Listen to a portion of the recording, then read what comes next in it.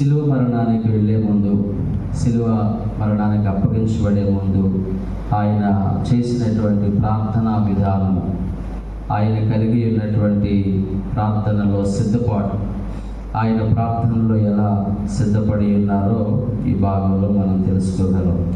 39వ వాక్యంలో ఉంది, తరువాత ఆయన బయలుదేరి తన వాడుకు చొప్పున ఒలీవల కొండకు వెళ్ళగా శిష్యులను ఆయన వెంట వెళ్ళిరి.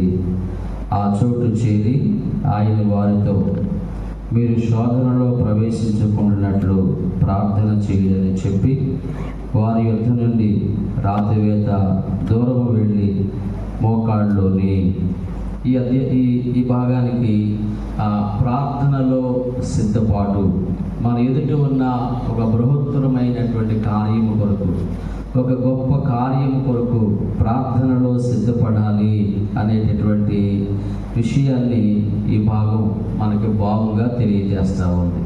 ఇక్కడ మనం నేర్చుకోదగినటువంటి విషయం ఏమిటంటే, తరువాత ఆయన బయలుదేరి తన వాడుకు చొప్పున ఒలీవల కొండకు వెళ్ళగా శిష్యులను ఆయన వెంట వెళ్ళిరి. యేసు ప్రభువారు ఒక మంచి వాడుకను ఆయన కలిగి ఉన్నట్లుగా మనం చూస్తాం. ప్రార్థనా వాడుక అది.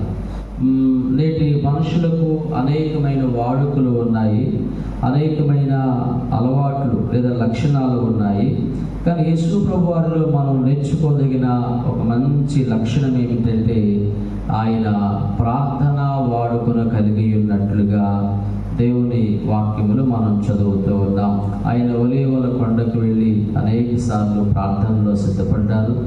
అలాగే గెత్సెమనే వనానికి వెళ్ళి ఆయన ప్రార్థనలో సిద్ధపడ్డారు. అలాగే మార్కు సువార్త 1వ అధ్యాయము 35వ వాక్యములో కూడా 35వ వాక్యంలో కూడా ఆయన పెందకడ లేచి ఇంకనూ చాలా చీకటి ఉండగానే బయలుదేరి అరణ్య ప్రదేశంలోకి వెళ్ళి అక్కడ ప్రార్థన చేయుచుండగా అని ఇక్కడ చదువుతాం. అలాగే లూకాసు వార్త 6వ అధ్యాయము 12వ వాక్యంలో కూడా ఆయన రాత్రి అంతయు వెళ్ళి ప్రార్థన చేసినట్లుగా దేవుని వాక్యం చదువుతాం. ఆ దినముల యందు ఆయన ప్రార్థన చేయుటకు కొండకు వెళ్ళి దేవుని ప్రార్థన చేయుట యందు రాత్రి గడిపెను అని చదువుతాం. అంటే యేసు ప్రభువారు ప్రార్థనా వాడుకను కలిగి ఉన్నట్లుగా ఇక్కడ మనం తెలుసుకుంటూ ఉన్నాం, నేర్చుకుంటూ ఉన్నాం. ఎందుకు యేసు ప్రభువారు ఎంతగా ప్రార్థన చేస్తూ ఉన్నారు?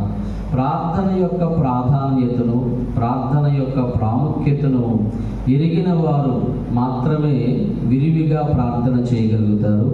రెండవది, ప్రార్థన యొక్క ప్రాధాన్యతను ఎరిగిన వారు మాత్రమే ఇతరుల యొక్క ప్రార్థనా సహాయాన్ని కోరుకుంటారు. యేసు ప్రభువారు ఆయన శిష్యులతో చెప్పారు, మీరు ఇక్కడుండి ప్రార్థన చేయండి అని చెప్పారు.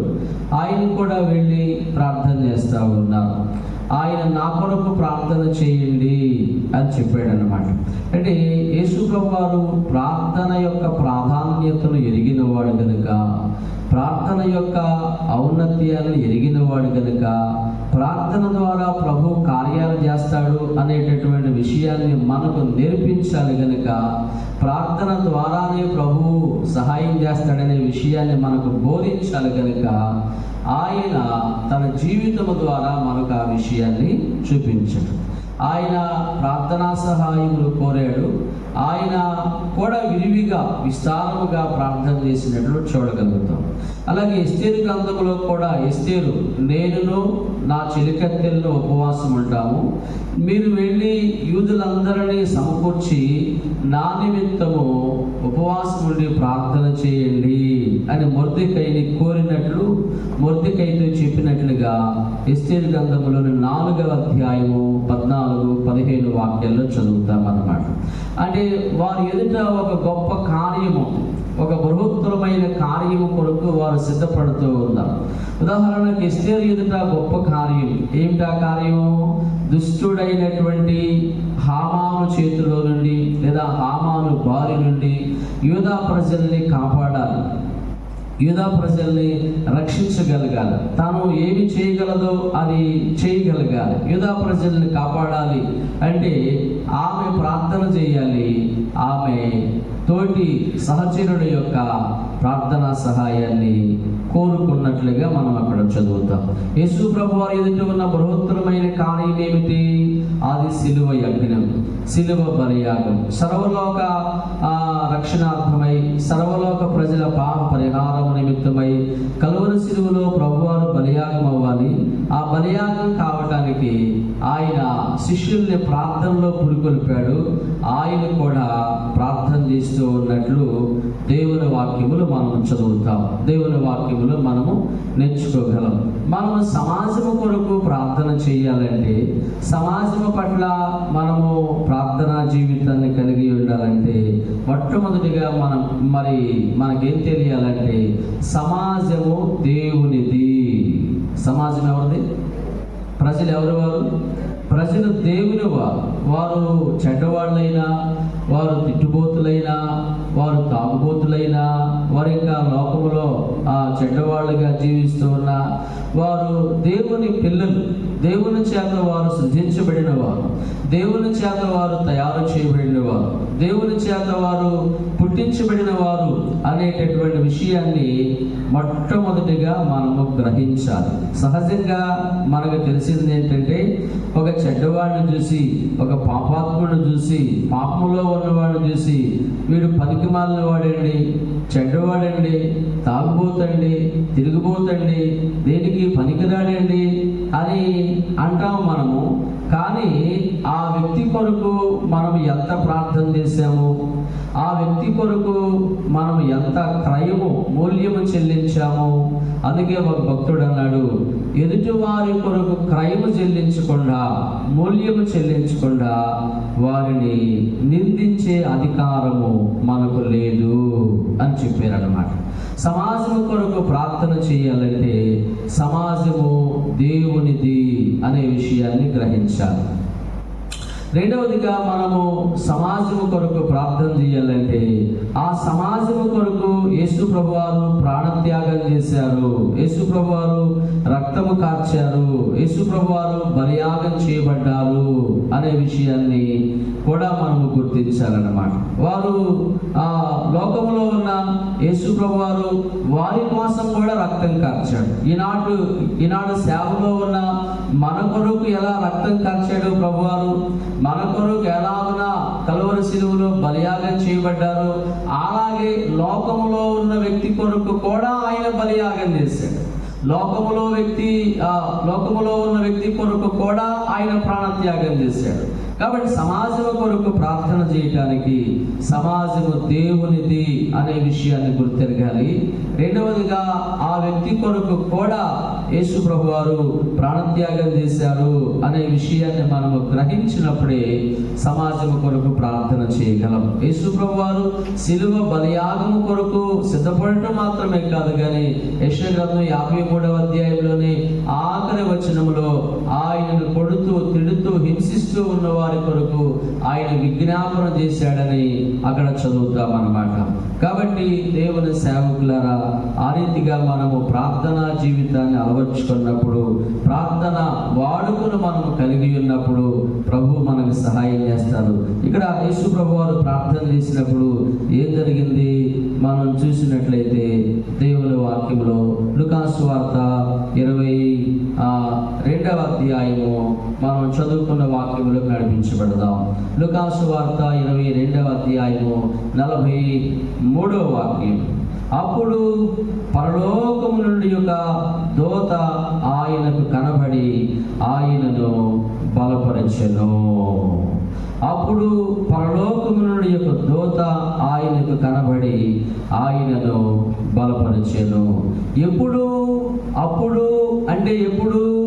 ఆయన ప్రార్థన చేసినప్పుడు, తండ్రి నా ఇష్టము కాదు, అయినను నీ ఇష్టమే సిద్ధించును గాక, నీ చిత్తమే జరిగించబడును గాక అని యేసు ప్రభువారు తండ్రి చిత్తాన్ని ఎప్పుడైతే అప్పగించుకున్నారో, తండ్రి సంకల్పానికి ఎప్పుడైతే ఆయనను ఆయన సరెండర్ చేస్తున్నారో, లోబర్చుకున్నారో, అప్పుడు పరలోకము నుండి యొక్క దూత కనబడి ఆయనను బలపరిచినట్లుగా దేవుని వాక్యములో, పరిశుద్ధ గ్రంథములో మనం చదువుతూ ఉన్నాం. దేవుని సేవకులారా, పౌలు గారు చెప్తాడు, నన్ను బలపరచువాని యందే నేను సమస్తమును చేయగలను.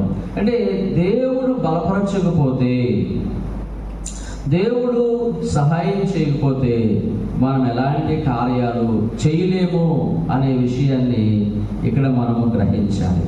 దేవుడు బలపరచాలంటే మనం ఏం చేయాలి? ప్రార్థన చేయాలి. నన్ను బలపరచువాని యందే నేను సమస్తము చేయగలను అని పౌలు గారు చెప్పాడు. ఇక్కడేముంది? పరలోకము నుండి ఒక దూత కనబడి ఆయనను బలపరిచారు. ఈనాడు మనం ఏర్పాటు చేసే కార్యాలు విజయవంతంగా జరిగినప్పుడు, సక్సెస్ఫుల్గా జరిగినప్పుడు మనం చాలా హ్యాపీగా ఫీల్ అయిపోతాం, సంతోషంగా మనల్ని మనం చెప్పుకుంటాం, చాలా బాగా జరిగినాయండి. ఈనాటి సభలు వర్షం పడకుండా జరిగితే, ఏర్పాటు చేయబడిన సభలు వర్షాలు పడకుండా, కరెంటు పోకుండా జరిగితే చాలా బాగా జరిగినాయండి, వెరీ గ్రాండ్ సక్సెస్ అని మనల్ని గురించి, మన సభల గురించి మనం చెప్పుకుంటాం. కానీ ఆ సభలలో ప్రభు సహాయం చేయకపోతే మనం ఏం చేయగలం? ఆ సభల విషయమై ప్రభు కనికరించకపోతే మన ఏర్పాట్లన్నీ ఏం కావాలి? మన పనులన్నీ, మన ప్రయత్నాలన్నీ ఏమైపోతాయి? అందుకనే పౌలు గారు కొరింథీ సంఘానికి రాసిన మొదటి పత్రిక 15వ అధ్యాయము 10వ వాక్యములో చెప్పాడు, నేను అందరికంటే ఎక్కువగా ప్రయాసపడితిని, అయినను ప్రయాసపడినది నేను కాదు, నాకు తోడయ్యున్న దేవుని కృపయే. దేవుని కృప. మనం ఏర్పాటు చేసే కార్యక్రమాల విషయమై దేవుని కృప, అవి సభలైన సంథింగ్ యాక్టివిటీస్, ఎటువంటి కార్యక్రమాలైనా ఆ యొక్క కార్యక్రమాల విషయమై, ఆ సభల విషయమై, ఆ కోటల విషయమై, వెరసి నీవు తలపెట్టిన పనుల విషయమై దేవుడు కృప చూపకపోతే అవన్నీ కూడా నిష్ఫలమే, అవన్నీ కూడా వ్యర్థమైపోతాయి. కాబట్టి పౌలు గారు చెప్పాడు, నేను ఎక్కువగా ప్రయాసపడితిని, అయినను ప్రయాసపడింది నేను కాదు, నాకు తోడయ్యున్న దేవుని. అంటే ఎంత గొప్పగా చెప్పాడు ఆయన. నేను చాలా కష్టపడ్డాను, ఐఎమ్ వెరీ హార్డ్ వర్క్, నేను చాలా ప్రయాసపడ్డాను, అయినా ప్రయాసపడింది చెప్పండి నేను కాదు. ఐఎమ్ నాట్, నేను కాదు ప్రయాసపడింది, నేను కాదు. అసలు మనం ఏం చెప్పుకుంటాం? కొంచెం ప్రయాసపడి నేనే చాలా కష్టపడిపోయాను, నేనే చాలా ప్రయాసపడ్డాను అని చెప్పుకుంటాం. కానీ ఆయన చెప్తున్నాడు, నేను చాలా ప్రయాసపడ్డాను, అయినా నువ్వు ప్రయాసపడింది నేను కాదు. ఎవరు? నాకు తోడయ్యున్న క్రెడిట్ అంతా దేవునికి పంపించాడు, దేవుని వైపు నలిపాడు, కృప వైపు తిప్పాడు. నాకు తోడయ్యున్న దేవుని కృపయే, as a grace of God. దేవుని దాసులారా, ఇక్కడ కూడా పరలోకము నుండి ఒక దూత కనబడి ఆయనను బలపరచను. ఆయన వేదన పడి మరింత ఆతురముగా ప్రార్థన చేయగా, అంటే మరింత ఆతురముగా, మరింత భారము కలిగి, మరింత హృదయ భారము కలిగి ప్రార్థన చేయడానికి కారణం ఏమిటంటే దేవదూత ఆయనను బలపరిచింది. Praise the lord. మనం ప్రార్థన చేసే దాని కొరకు కూడా దేవుడు బలపరచాలి. ప్రార్థన చేసే ఆత్మ కొరకు దేవుని దగ్గర ప్రార్థన చేసుకోవాలి.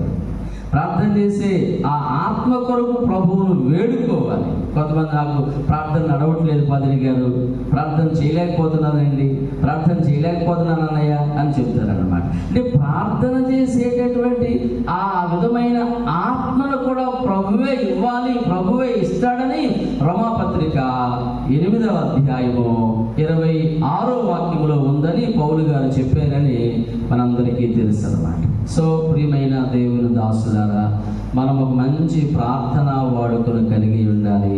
అలా ప్రార్థన చేయడానికి మన ఎదుట ఉన్న కార్యం ఒక రోజుతో అయిపోయేది కాదు, ఒక వారంతో అయిపోయేది కాదు. కోటాల వరకే నీవు భారమును కలిగి ఉంటే కోటాలు అయిపోగానే ఏమైపోయింది భారం? అమ్మాయిగా ప్రశాంతంగా ఉండొచ్చుగా. కోటాలు అయిపోయింది. మళ్ళీ ఎప్పటికి? మళ్ళీ ఏడాదికి, మళ్ళీ సంవత్సరానికి. అంటే కోటాల నిమిత్తమే కాదు, ప్రతిరోజు మనం దేవుని పని విషయమై భారమును కలిగి ఉండాలి. ప్రతిరోజు మనము ప్రజల విషయమై బాధ్యతను కలిగిన వారముగా మనం పనిచేసినప్పుడు, అలా ప్రార్థన చేసినప్పుడు ప్రభు మనకు సహాయం చేస్తాడు. ఆ విధమైన కృప ప్రభు మనకు అనుగ్రహించును గాక. ఆమేన్. అందరికీ వందనాలు. Thank you all.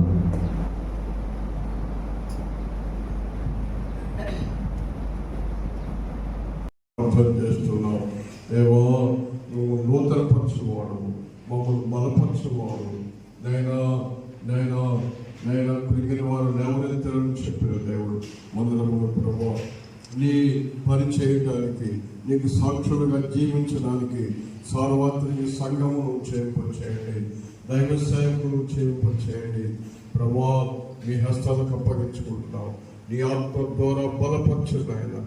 అయ్యా, యువాన్ రాబోతు కాలంలో వచ్చినటువంటి ఉద్యమం మరొకసారి మా మధ్యకు రానివ్వనైనా, మా మీదకు నీ ఆత్మలు రానివ్వనైనా. సంఘ చరిత్రలో ఆయా కాలంలో మీ దాసులు ఉజ్జీవింపజేశారు, సంఘాలు ఉజ్జీవింపజేశారు.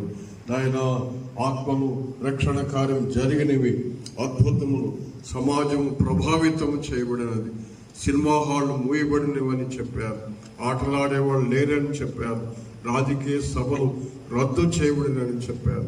నీవేమి చూస్తున్నావు? ఏవా, ఎండిన భూమి మీద ప్రవాహ జలమును కుమ్మరించేవాడు. ఈ ప్రార్థన గ్రూపు ఉద్యమానికి సాధనంగా ఉండును గాక. అందరము నాయన, మా దోషాలు క్షమించండి. ఈ కార్యములకు మేము ఇక్కడ అడ్డుగా ఉండకుండా సహాయం చేయండి. ఇంతవరకు ఆయన ఈ 41 రోజులు ఈ ప్రార్థన నడిపించారు. మిగిలిన నెలలు కూడా ఆశీర్వాదకరంగా నడిపించాలి. జూన్ 8 ప్రపంచ ప్రార్థన దినం ఆశీర్వాదకరంగా జరిగించండి. ఆయన ప్రయాణంలో తోడుకుండండి. శత్రువు ఎక్కడ తొందర కలిగించకుండా సహాయం చేయండి.